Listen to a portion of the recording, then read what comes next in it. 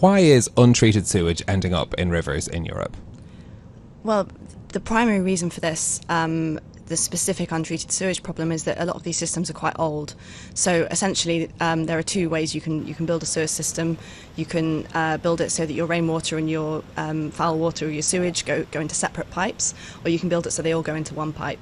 And a lot of older systems were built so that they all go into one pipe. And what that means is that when it rains, the pipe gets filled up, the system can't cope, and you have these escape valves, release valves, that then put the mixture of water into rivers and the sea, it's supposed to work that way, to stop the water sort of backing up into people's homes, onto the streets. But obviously it's not an ideal situation, because you then end up with all of the nasty stuff from people's homes and businesses polluting rivers and the sea. And what we've seen in the UK is that actually these systems are spilling not only on those days when it's raining really, really heavily, but much more frequently than that. Yeah, and so the effects of all of this sewage on people and wildlife. Yeah, exactly. So, what you find, some of the nasty stuff you find in sewage, you find, very high levels of nutrients, things like phosphorus and nitrogen.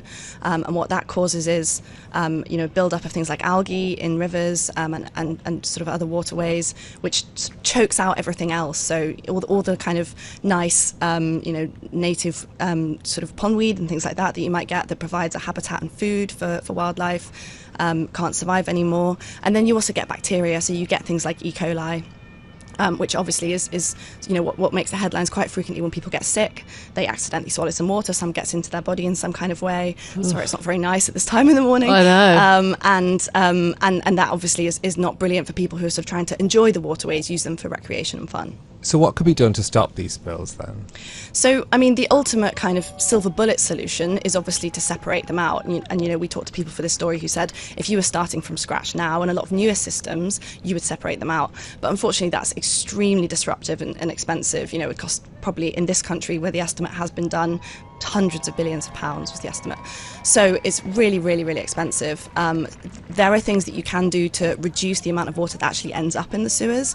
And really the way that you do that is by slowing the flow. So, instead of paving over everything, creating more kind of rain gardens, creating more soakaways. What they've done in Paris to try and reduce their problem was to essentially create sort of basins to store the water, to stop it flowing down into the system quite so quickly. So you can kind of create a system where you have valves that stops everything sort of going down right to the bottom straight away. So there, depending on your budget and how much disruption you want to cause, there are a few different options. Yeah, budget is quite an important one though, isn't it? I suppose, why hasn't this been addressed or fixed before? Is it climate change? I know everyone's wild swimming now, but surely people knew about this, quite some time ago. Yeah, I think, I've thought about this a lot in the UK, because the water companies for sure knew that, this was how the systems work, but I think it came as quite a shock to the general public. I think it's one of those things where there have been so many other issues with rivers, especially if you think about European rivers. They're also polluted by agriculture, by industry, there's mining, there's a lot of other things going on, that it really hasn't kind of risen to the forefront before now. But what's actually happened is regulation, has tightened up on all those other sources of pollution. And now, we're really getting to the stage where the combined sewer overflows are taking up a much greater proportion of the problem.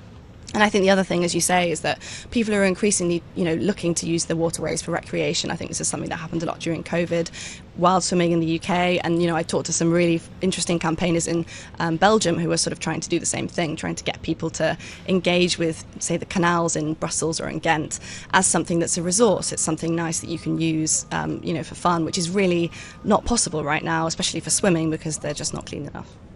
Is this just a European problem, or has it been experienced in other parts of the world as well? So it's not unique to Europe. There are combined systems, especially on the sort of east coast of America. The older systems that were built sort of a little bit longer ago tended to be combined. There are some combined systems in China and Australia as well. I think the thing about Europe is that because, some of the first sewer systems in the world were in the UK, and that's where it sort of spread from.